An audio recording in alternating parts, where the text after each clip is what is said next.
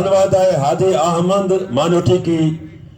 पूरे परिवार की तरफ से जश्न शादी अल्हम्दुलिल्लाह। बड़ी खुशी की बात यह है कि दूर दराज से एक अहले बैत उनको मदू इन्होंने किया है, जिनकी शान के बारे में आशिकों के इमाम फरमाते हैं, तेरी नस्ल पाक में है बच्चा बच्चा नूर का, तू है ऐने नूर तेरा सब घराना नूर का। हजरात, मैं कोई तकरीर के लिए खड़ा नहीं हुआ, मुझे सिर्फ हजरत का ऐलान करने का है और बड़ी मुबारकबादी देता हूँ इस परिवार को कि अल्हम्दुलिल्लाह ऐसे मौके पर, क्योंकि ये वो सुन्नत है जो जमीन पर नहीं हुई है, वो जन्नत के अंदर ये सुन्नत हुई है जिसको हम निकाह कहते हैं।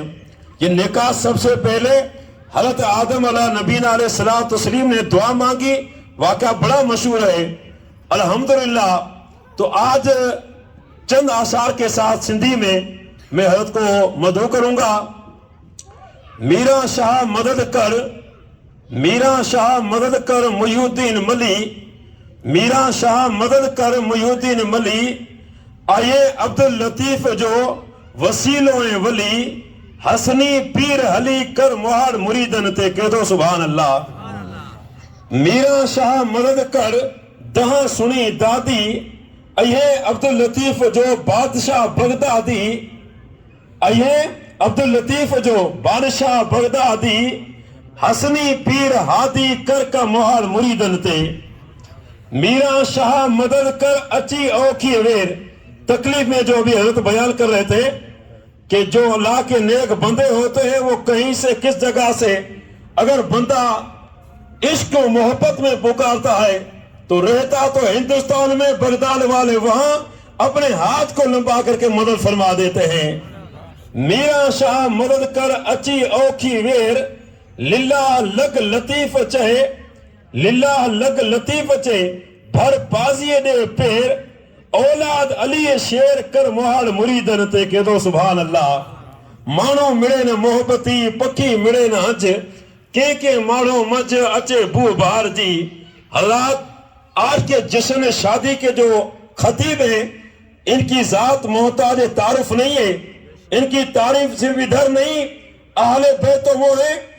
जिनके बारे में मेरे नबी पाक ने फरमाया, मम्मात अला हुब्बे मोहम्मद मात शहीदा, जो मेरी अहले बैत से मोहब्बत करता है वो शहीद की मौत मरता है। तो अल्हम्दुलिल्लाह इनकी जात मोहताज तारुफ नहीं। हज़रत अल्लामा सैयद कासम साहब अल्हम्दुलिल्लाह हमारे भी इलाके में इनका आना जाना है, क्योंकि ये सिंधी के पर बहुत इनकी जबान कंट्रोल है, सिंधी जबान में बेहतरीन अंदाज से इनका खिताब होता है। हमारे इलाके में भी थर इलाका हमारा, वहां भी तशरीफ लाए अल्हम्दुलिल्लाह। और हमें बड़े खुशकिस्मत है जिनकी जात मोहताज तारीफ नहीं, मुकर्र शोला बयान फसीहुल लिसान अहले बैत रसूल, महकते हुए फातिमा ज़ोहरा के फूल हज़रत अल्लामा सैयद कासम साहब, इनको मैं दावत दूंगा कि वो सिंधी जुबान में खिताब फरमाकर सामीन के दिल को मुजल्ला और मुसव्वा फरमाए, हज़रत का नारे तकबीर से इस्तकबाल करें। नारे तकबीर, नारे रिसालत, नारे रिसालत। खुशबू ये बताती है जन्नत के फूल है ये, अरे सूरत ये बताती है आले रसूल है ये। सलाम अलैकुम। बिल्लाहि नहमदहु व नुसल्ली व नुसल्लिम अला रसूलिहिल करीम, अम्मा बाद, फ़ाऊज़ु बिल्लाहि मिनश शैतानिर रजीम, बिस्मिल्लाहिर रहमानिर रहीम। अन निकाहु मिन सुन्नती फमन रग़िबा अन सुन्नती फलैस मिन्नी। आमन्तु बिल्लाहि सदक़ अलिय्युल अज़ीम। इन्नल्लाहा व मलाइकतहु युसल्लूना अलन नबी या अय्युहल्लज़ीना आमनु सल्लु अलैहि व सल्लिमु तस्लीमा। अल्लाहुम्मा सल्लि अला सय्यिदना व मौलाना मुहम्मदिन व अला अली सय्यिदना व मौलाना मुहम्मदिन व असहाबिही व बारिक व सल्लिम। सलातम व सलामन अलैका या रसूल अल्लाह,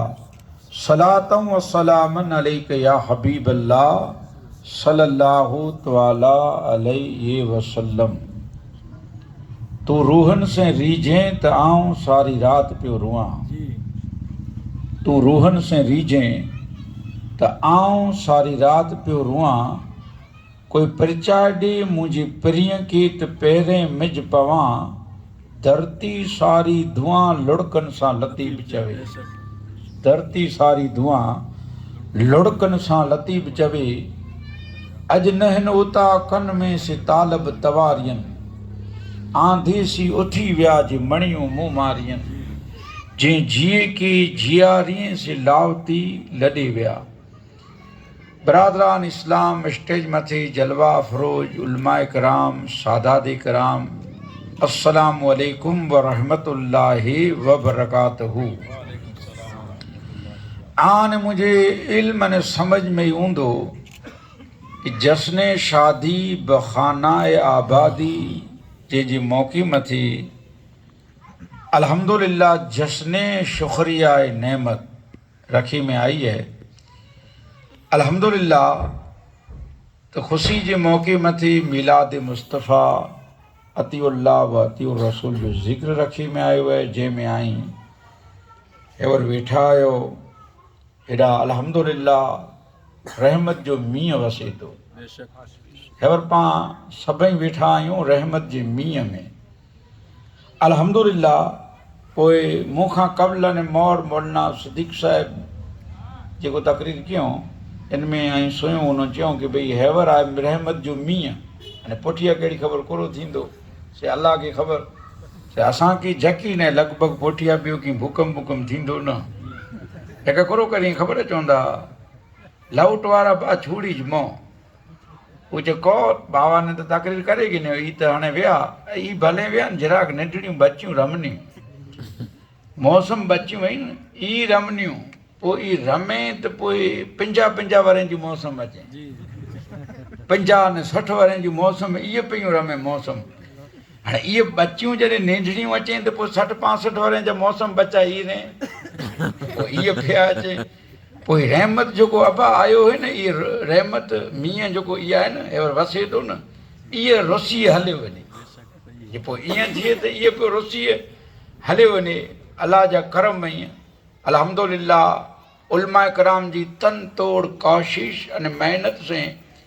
पीरे तरीक़त को शादात कराम इन मिणी जी कोशिश अने मेहनत जेको हेवर पां 11 वॻे 11 खनि वॼनि था मंडप में वेठा आहियूं,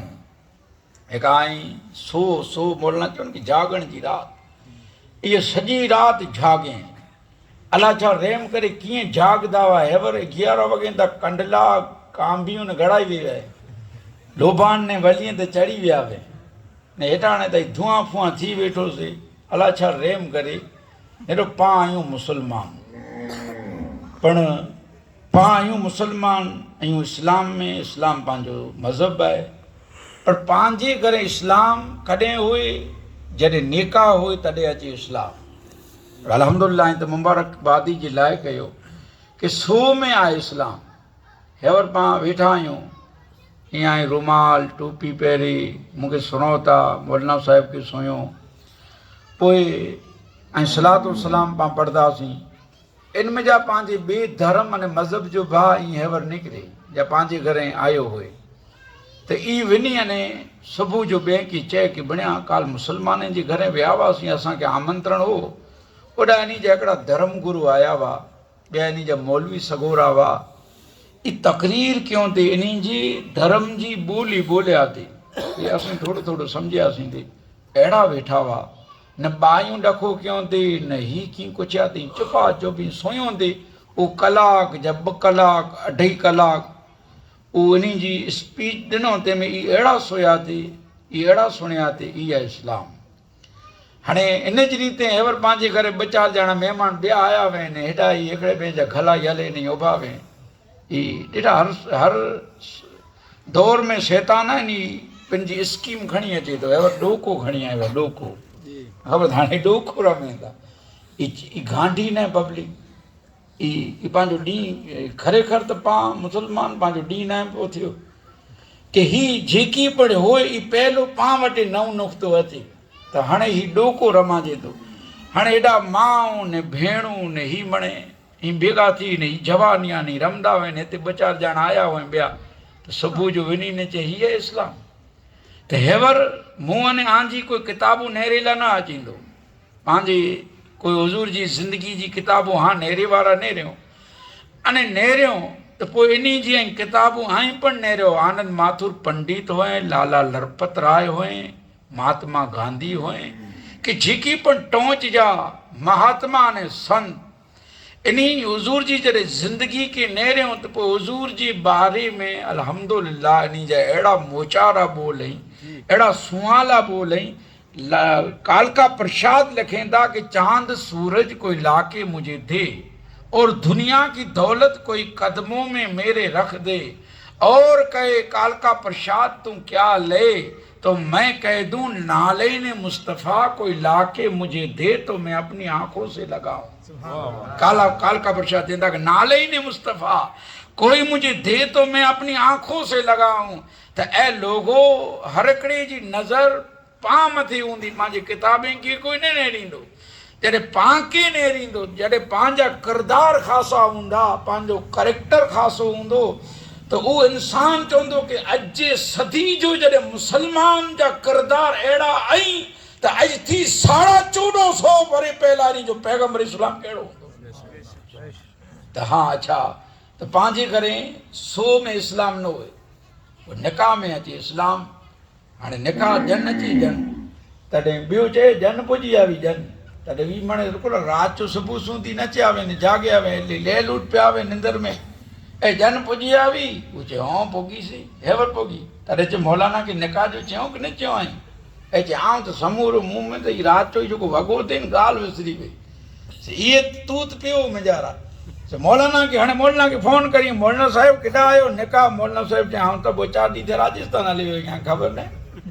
अरे आई राजस्थान में हिते निकाह अरे मूंखे चयो न अटखंडी मोर चयो त भई आउं वरी पंहिंजो को सिद्दीक़ मौलाना खे तॾहिं चयो अरे हुन मौलाना खे हाणे मौलाना खे पाण कोती आयासीं पंहिंजे घरे आयो इस्लाम निकाह पढ़ाजी वई मौलवी सगोरा वियो इस्लाम हाणे पंहिंजे करे इस्लाम कॾहिं अचे जॾहिं मां पंहिंजी माउ जा पीउ खे खंघि सट ॾे खंघि अहिड़ो ई एवर हाणे चई था वरी धरा लॻे थो की 3 लहर अचे थी हाणे त महिरबानी करे मस्जिदे में वञो अल्लाह जी घरनि खे आबाद करियो ॾिठा कोरोना में मस्जिदूं वयूं बंदि त जेको वेंदा हुआ उन खे अफ़सोस थियो ते न ते विया उन खे त अॼे न वेंदा हुआ उहो रुना थी की अल्लाह जा घर बंदि थी विया ने जेको न थी विया उन वटि वीचारे वटि टाइम न हो त पोइ मस्जिद में आया ते मौलाना खे हैरान कयो ते हिकिड़ो मौलाना मूंखे चई जे कोरोना थियो 2-4 ॾींहं असांजे गांव में 5 नमाज़ी हुआ पोइ कोरोना में लॉकडाउन थियो न 250 ॼणी आया मौलाना चई की भई हीअ चए नमाज़ पढ़णी असीं चए हेतिरा ॾींहं न ते आयासीं हाणे मणे फिरी विया मौलाना चई जीबो आई मूंखे फसाईंदा आहियां जे घर में पर आज असीं जराए न पढ़णी हाणे खोली वियूं हाणे पाछा नथा अचे वरी यादि रखी जा नेरो मैशर जो ॾींहुं त नफ़्सा नफ़्सी हूंदी न कोई कंहिंजो नहीं वे न पीउ धीउ जी न पीउ माउ पुत्र जी न अहिड़ो मणे हूंदो न कि माउ धीउ जी न हूंदी पुत्र पीउ जो न हूंदो हर हिकिड़ो पंहिंजी नफ़्सा नफ़्सी में हूंदो न कोई कंहिंजो नहीं वे हीअ त मैशर जो ॾींहुं पंहिंजो ईमान आहे पण हेवर केरु कंहिंजो हो हेवर ई क़यामत हुई मीनिंग क़यामत जो आहे इन में जरा पेके जी खंघि सट ॾे त छोकिरो भॼंदो हीअ किथे असांखे लागू न पए मां जे पुत्र ॾांहुं न भरिया नी सलाह ही क़यामत न वेद करो अरे न मुर्शीद मुरीद वटि वञी न तयार हो न मुर्शीद मुरीद वटि न मुरीद चिराग पीर खे खंघि थी मुरीद पियो भॼे चवंदा ही पीर खे त न थियो त अहिड़ो न हो लोगो अल्लाह जे घरे खे आबाद करियो अच्छा त हाँ इस्लाम पंहिंजे घरे जॾहिं डूसी जा डोसा पंहिंजा वॾा थिए अने खंघे त पोइ ॿियो चए की न असांजो डोसल मांदो पण रूह कवच थींदो न मौलाना कोठे जासीन पढ़नि सवाज रूह कवच वरी हलो मौलाना हलो पढ़ो जासीन वरी असांजे घरे आयो इस्लाम हेतिरा ॾींहं न हो हाणे जासीन पढ़ाणी हाणे जासीन कीअं पढ़ी मस्जिद जो इमाम असांखे त अचे नथी घणे वाखाण करियूं था घणे चवंदा बाबा मुंहिंजी 2 छोकिरियूं आहिनि हिकिड़ी त वकील बनी वई वकील ॿियो अञा क्रोसन जो चालू आहे डॉक्टर बनाईंदासीं की अलाह अल्हम्दुलिल्लाह ऐं आंखे अल्लाह आंजी औलाद खे सलामत रखे ई हिकिड़ी डॉक्टर ॿई वकील 2-4 छोकिरा इंजीनियर प्रोफेसर पर पीउ मांदो पियो त इहे मौलाना खे फ़ोन करी की अचो हाणे इन्ही खे चओ इंजीनियर खे चओ जासीन पढ़े डॉक्टर की चो पढ़ता जासीन ये तो जी छोकरी वही इन्हीं की तुम बनाया घणे वकील इनकी चो जासीन पढ़े तो यार दुनिया तो आए कि दीनदारी ने खपे दुनिया में जा वेने तो पोए ई तो जूं धीरूं केड़े कम जूं कि तो पुठिया कुरान न पढ़े ई औलाद तो जी केड़े कम जी कि तो पुठिया कुरान न पढ़े। हाँ दुनिया जी मिजार आए लोगो उलमा कराम जी हाज़िरी जी रजा ॾींदा वे न ताऊं चाह कि अल्हम्दुलिल्लाह नमाज रोजा हज जकात ये सभई ऐं सुठा इसलिए तो आशिक चवंदा कि नमाज अच्छी रोजा अच्छा हज अच्छा जकात अच्छी इसके बावजूद मैं मुसलमान हो नहीं सकता कि जब तक कट न जाए बता की इज्जत पर खुदा शाहिद है ईमा कामिल मेरा सकता हुजूर जी इश्क वगैरह तमाम चीजों बेकार नमाज रोजा हज जकात जो मुस्तफा जो इश्क ना है अने इन जे साथ सुनो बंदो वो कामयाब कि जंहिंजी अंगण में जंहिंजा माइतर वॾा थिए समझो था ना अंगण मोर आई हेवर माइतर अंगणे में कंहिंजे नहीं अंगण में नहीं परे आई मां ने पे सके कि पुत्र असांजी पुछाऊं नथा करिए मां ने पे यार मां तो ऊ आहे तो निंडड़ो वे निंडड़ो स्कूल वेंदी हुई या मदरसे में वेंदी हुई मां झांपी ते उभींदी हुई डोको कढी मणी के पुछी मुंहिंजे पुत्र खे ॾिठो अचे थो ॾिठो पोइ ॾेढी में गंठियूं ॾे बेटा पहला पायूं ॾींदियूं हुयूं ॾेढ गौश पाक जी वॾे पीर जी गंठ पीरान पीर जी हसन हुसैन जी सुखाए जी गंठूं ॾे पोइ तोखे ॾिसी तॾहिं त इनखे खाधो आड़े अने तूं अॼु इनखे मोह नथो वधाई मां सिके थी पी सिके पिया पुत्र मिलेला माइतरे वटे हाँ कसम रब जी उहो बंदो जे नमाज रोजा हज जकात हुजूर जो इश्क जे सीने में आए अने साथ साथ माइतरे से मोहब्बत के माइतर इन जे अंगण में वड़ा थिया अने विरत अवस्था थई हाणे पे हली न तो सके इन जी तू आंगरी जल न तो हले न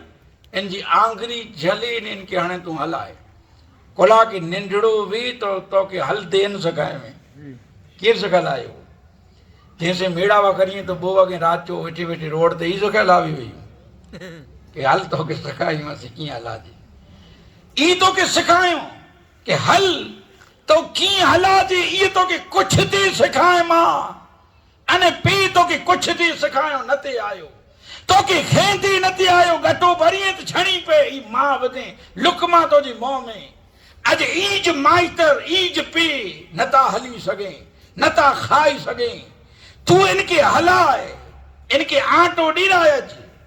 किते गाम में केॾा इन जो दिल खुलासे थी कॾहिं यार तू पियो अजमेर वञे अने रुगा स्टेट पियो रखे कि दीवाने निकले तू पियो दीवानो थई भरे यार ॾिसा घणे त माइतरे जा नहीं छोकरे जा नहीं घरवारी जा नहीं कंहिं जा नहीं कहिड़ी ख़बर सॼो ॾींहुं इन्ही के चौपी वांगी फेरे वेठो जेॾा डेरियूं वेॾाई ॼण चौपो औलादी ईअं पियो घणे त अहिड़ा आहिनि तव्हांखे ईअं थी की इन जा कंहिं बिजनेस हूंदा पाण पुछा करियूं मुंहिंजो धंधो करो चवंदा पई जी पैदाइश त घड़ी जी फुर्सत न समूरी बाप कमाई वारा ऐं न हाणे तूं वञे तो अजमेर तुंहिंजी मां के कोठे वञ कॾहिं तुंहिंजे पीउ के कोठे वञ कॾहिं तूं इन्ही की तूं गाम में मिणी ठिकाणे ऐं ॿ माण्हू फिरोता त कॾहिं मां के पण फिराए पी की पण फिराए यार तुंहिंजे घर में तुंहिंजे अंगण में तुंहिंजा माइतर आई अरे उलमा कराम की पूछो कि माइतरे जो चेहरो नेरी से मकबूल हज जो सवाब मिले तो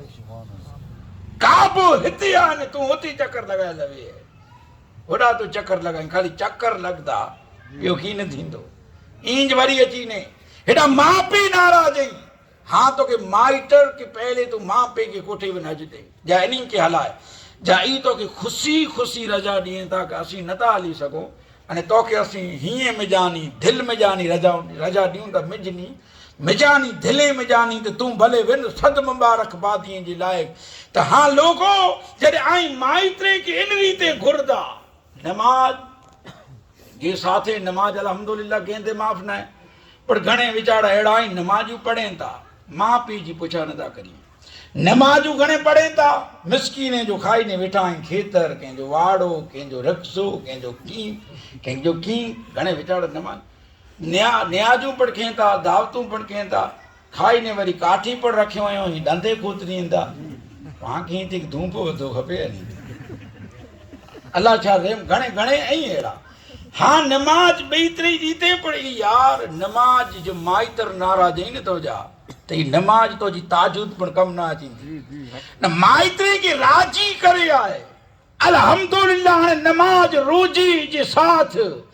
नेक तो जा इखलाक तो जो करेक्टर खासो तो जा किरदार खासा अने जड़े तो जो छिना जो निकर तो कसम रब जी कब्र में जा आवाज अची दो मरहबा मरहबा अच अच कब्र चोंदी से खाली ईअं न ऐं अवली अल्लाह जी तारीख़ूं सुणे आयो। अने सिंध जेको आहे न सिंध इनमें मकली जी जेको कब्रस्तान आहे मकली इनमें 1.25 लख वली सुता आहिनि। जी मिजारा 1.25 लख अल्लाह जा दर गुरीज़ा मक़बूल बंदा सुता आहिनि। उन मकली जी कब्र में हिकिड़ा कच्छ जा सादात ऐं मूंखे पुछंदा उन ना कयो हुयो जो पुछंदा तकरीर पुठीअ तां ना ॾींदो उहो विया हुआ सिंध अने पिंड अना हयात आहिनि। उहो चयो की मूंखे मकली जी क़बर नेरणी आहे त क़बर नेरे लाइ जॾहिं विया न त 7-8 ॾींहं जा मुरीद भेगा आहिनि ॿिया अजीज दोस्त माना भेगा आहिनि। ही निकिरिया त तप जी शिदत हुई। ही निकिरिया त हिन खे पगे में अहिड़ी थधी एसी जी हवा हुई न इन थी फूल हवा पगे में आई मणी जी पग में खे अहसासु थियो थधक जो अहसासु थियो तप अहिड़ो की तप जी वजह से पग भरिया थिए वही चपल पण मथे जो जेको अचे न पंजो इहो भरे हुते हेॾा हथ पण भरे अहिड़ो तप हो। अचानक अहिड़ी तप में आवी हवा जॾहिं इहा हलिया त विया पाछा वरिया चए नेरियूं हवा कहिड़ी जो उजे तक असीं पुॻियासीं त उन क़बर में जानी हवा आई थी क़बर में एतिरो हॉल थी वियो हो इन हॉल में जानी हवा आई थी पोइ असीं वेही अने जा नेरियूं ताईं नमी करे त इन क़बर में हिकिड़ो बुज़ुर्ग जे जे सफ़ेद दाढ़ी वारो जंहिंजे मथे ते इमाम हुआ अने अल्लाह जो ज़िक्र कंदे इन हथ में तस्बीह हुई मकली जी क़बर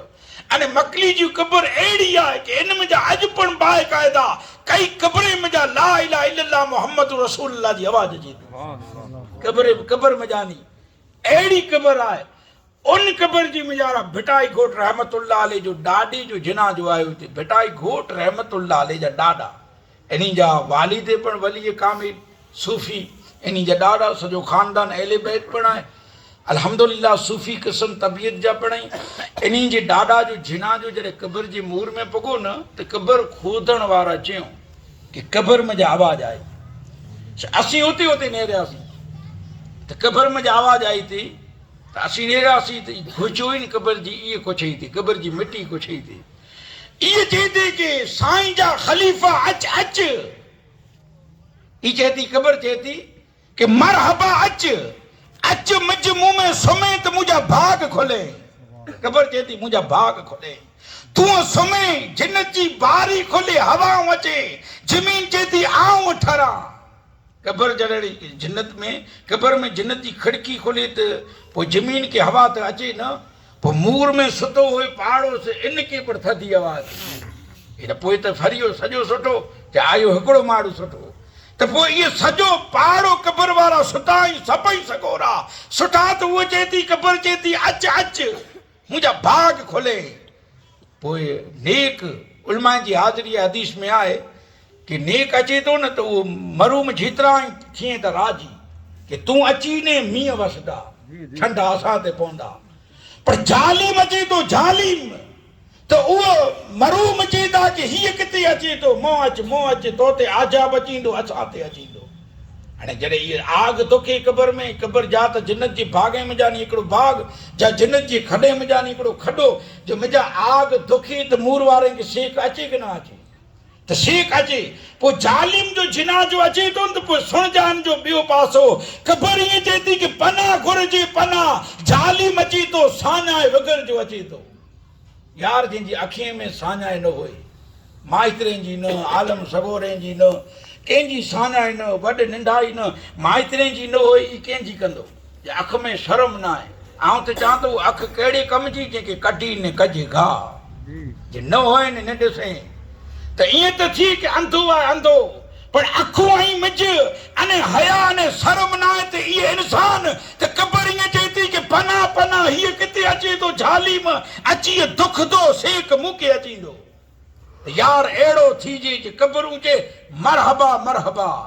अल्हम्दुलिल्लाह ए लोगो पोइ पां कुरो करियूं था कि आयो पंहिंजे घर इस्लाम निकाह में, पोइ इस्लाम न आई मुकम्मल इस्लाम में अची वञो मुकम्मल।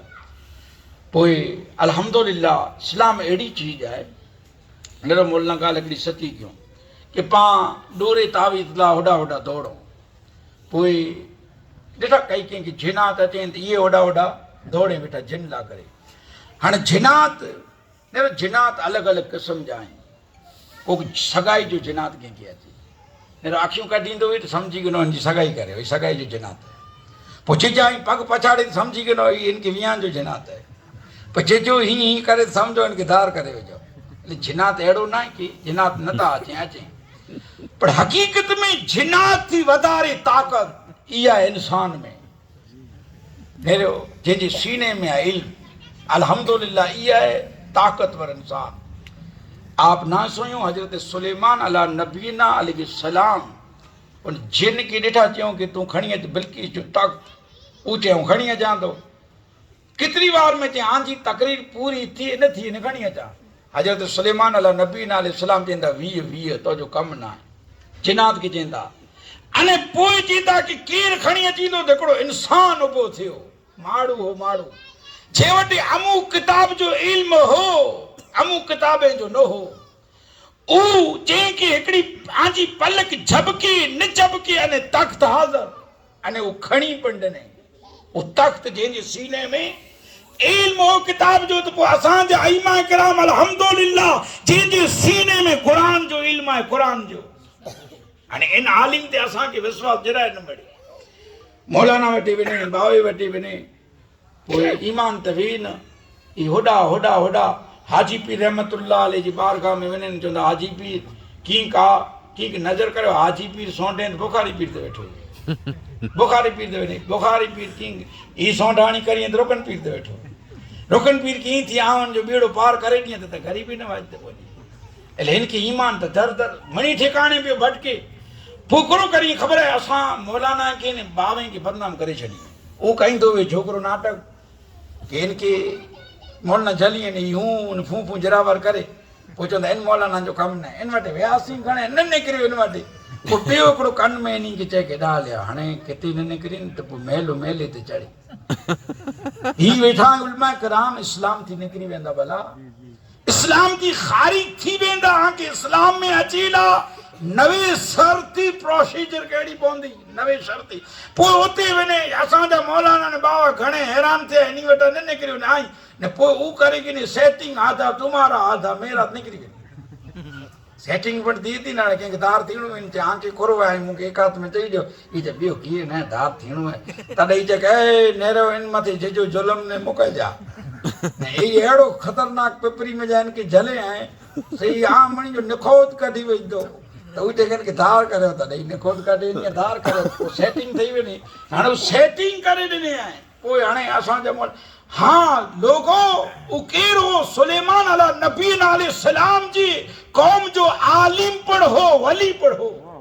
जॾहिं आलिम दीन में एतिरी ताक़त वली कामिल में एतिरी ताक़त कि हाँ हिकिड़े महीने जो रस्तो जमन जो जिते बिल्किस जो तख़्त आहे 80 गज लंबो आहे। हाँ 40 गज पौड़ो आहे 20 गज वॾो आहे। उन तख़्त के पलक झपके न झपके न ॿुधाए ॾिने केतिरी ताक़त हाणे जिनात लाइ वेठो आहे। अने पाण सम्झो अलाह छा रहम करे लोगो इस्लाम में अहिड़ी ताक़त आहे। हिकिड़ो वाक़िया जे साम्हूं करे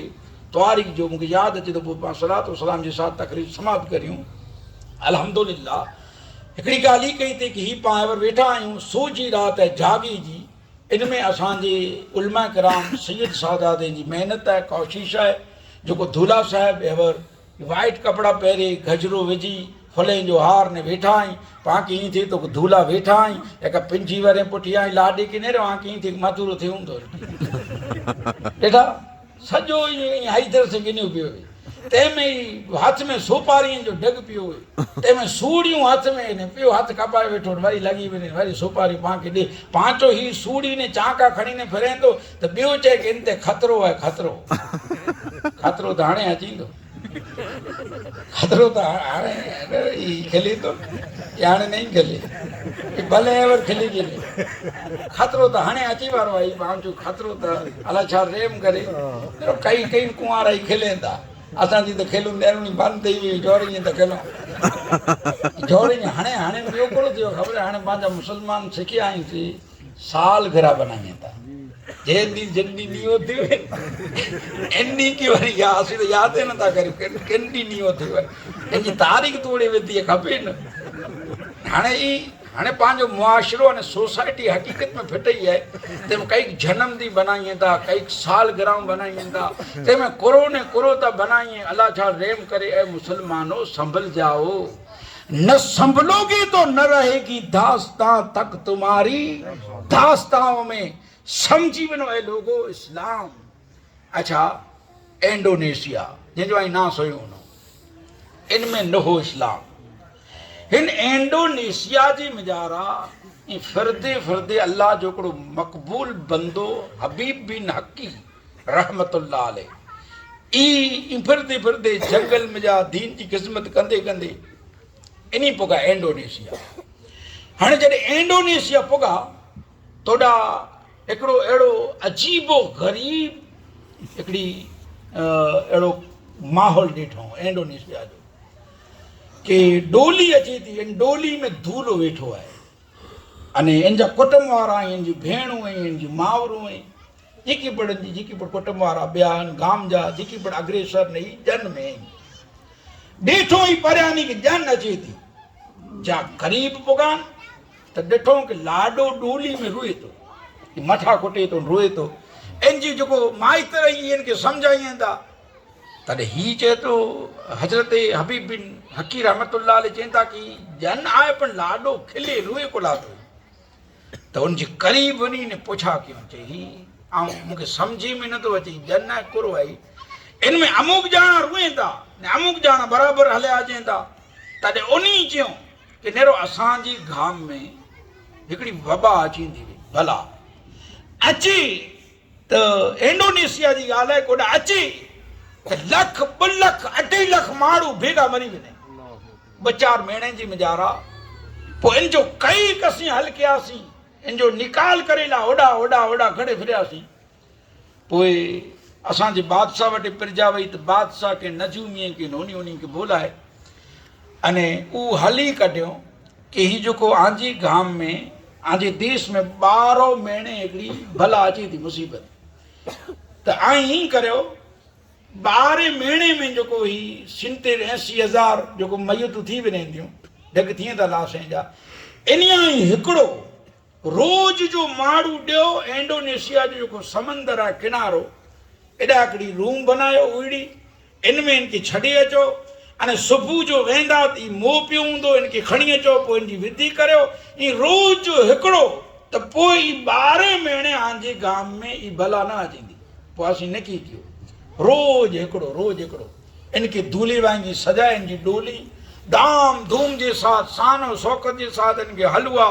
सीरा इनखे जेकी खपे किनी ॾियूं कलाक छेलो ॾींहुं आहे हाणे ई जॾहिं वेंदो वे त पोइ ई मथां कुटे ई राड़ूं करे पोइ कुटुंब वारा आहिनि हाणे कलाक हिन जो वारो आहे एतिरी लाॾो न आहे अॼु हिन जो वारो आहे हबीब बिन हकी रहमतुल्लाह अलैह चवंदा कि ओ अहिड़ी ॻाल्हि आहे चवंदा अहिड़ी ॻाल्हि आहे चवंदा हीअं करियो न डोली में मूं खे वीरायो न हिनखे उतारियो हीअं करियो इनमें मूं खे वीराए छॾियो ने इनखे उतारियो तॾहिं हू थियो राजी मुंहिंजा वेठो हू चयो उतारियो मूंखे उतारियो ॿिया चयूं उभी हीअं न हीअ कहिड़ी ख़बर जासूस हूंदो बादशाह जो ने कहिड़ी ख़बर केॾा ॾींहं आयो हूंदो न कुरीला ने इनखे वीराईंदासीं ने ई मरी वियो त पोइ इन जा पुत्र धीरूं बच्चा ई था अची न ई पाण मथी काइदी सघंदा पोइ ई माण्हू पाण ॾींदासीं केॾा तो हबीब बिन हकी चवंदा कि अहिड़ो कीअं न लिखाइणु खपे तव्हांखे लिखाइणु करे ॾियां हीअ लिखणु आते कीअं ज़िमेदारी न तॾहिं उहो मुंहिंजा ठेक ॾिने चई चए थो ज़िमेदारी न पोइ वीरायो न हुनखे जान बची लाख उपाय मुंहिंजी त जान बचे थी नी इन जी हाणे जमी ई मणे चए थो त उनजा कुटुंब जा वाचे वीरायो इनखे वीरायो त बादशाह वटि नीहां पोइ वियो बादशाह चई अहिड़ी ॻाल्हि आहे मणे वज़ीर ने पोइ मणे निकी थियो हबीब बिन हकी चवंदा की हाणे मूंखे डोली में वेठी जी ज़रूरु न जॾहिं इनखे छॾे अचो था न इनखे मूंखे ओॾा छॾे अचो छोड़ा इनखे खाधो पीतो हबीब बिन हकी चवंदा इन जी मूंखे ना चवण हिकिड़ी राति जो असां जेॾा आयो ईअं हिकिड़ी राति जो महिमान ईअं सुबुह जो त ॿियो मरियो पियो वेठो चई ईअं चए कीअं ॿियो पियो चवंदी जब ॿारहं पई वे मुंहुं कारो थी वियो वे हथ पग वरी विया वे अने सॼो अहिड़ो थी वञे अने पोइ असीं इनखे सुबुह जो खणी वञूं था ई मई रहंदो हबीब बिन हकी चवंदा ई हबीब बिन हकी जी बगल में हिकिड़ो मुसल्लो आहे हिकिड़ी तस्वीर आहे ई विछायो होॾां चवंदा भले सुबुह जो अची जाए हयो सुबुह थिए इन्हीं खे त जेकी हुआ इन्हीं खे गाम वारनि खे ॿिए ॾींहं ते निंदर न आई पोइ चवंदा कंहिंजो हाल कुरो थींदो सुबुह जो विया उहो माणे जेकी पिणु खणी न त हिन में हिन जी लाश खे विझी न खणी अचींदासीं जा ओॾा पुॼे त हबीब बिन हकी रहमतुल्लाह अलैह त मुसले ते वेठा आहिनि तस्बीह पढ़े सुभान अल्लाह ओहो जॾहिं इन मण ॾिठो चए अरे इन्हीं जी पगे में ओ चए ही कोई ना बचियो अने तूं तोखे थियो रात जो असांखे ई चो रात जो कि तोखे भूत चूड़ेलूं ही मणे तोखे ॾिसाणा ॾेखाव ॾिने कहिड़ा हुआ भला वयूं ही कहिड़ा हा बि नकी चवंदा कि भला यानी ओपड़े ही जेकी बणाई चवंदा कि भूत चूड़ेल ही जेकी पण धीन जिन मणे समुंद्र जे किनारे में ही तूफान ओपड़े पोइ हबीब बिन हकी चवंदा कि आउं इन सां में जंग कयोसीं इन सां में वेड़ कई चे आई इन सां में वेड़ ने जंग आ वटि कीअं उहो न से हथियार आई खणी आया हुआ हिकिड़ो त उहो कपिड़ो हो न ॿई तस्बीह हुई ही त मुंहिंजा हथियार हुआ हेॾानी ई जॾहिं उपड़ई चीज हक़ीक़त में जॾहिं समंदर में जानी सैलाब ने तूफान जे अहिड़ी भला हबीब बिन हकी जे करीब आई थी जंहिंजी करीब वई थी उनखे मारी थी हबीब बिन हकी चवंदा भला जॾहिं मुंहिंजे करीब आई त आउं ॾिनोसीं आज़ान ऐं लोगो आज़ान में एतिरी ताक़त आहे हेवर कोरोना में ॾिठा पंहिंजी छतें ते ॾींदा हुआसीं न आफ़त मुसीबत शैतान हर हिकिड़ी चीज आज़ान से भॼे थी अने ईज आज़ान मुंहुं अने आंखी करे थी सॾु हिकिड़े गांव में हिकिड़ो ॼाणो मौलाना खे चई मौलाना नमाज जो नथा चओ कंहिंखे मौलाना चई हा चयो खपे मौलाना चए 5 वक़्त त आज़ान खे चए थी अचो अचो इन जो नथो मञियो त मुंहिंजो किथे मञींदा इहे पई सॾु करे हाणे मस्जिद में त पोइ थके तॾहिं वञे अहिड़ी जे लॻभॻि मस्जिद में डोसा वेनि डोसे खे धराए के हाणे वेंदासीं ये जवानी के अना फेड़ आए न ये तो सफेद न करदा वार त हाणे त रब छाल रहम करे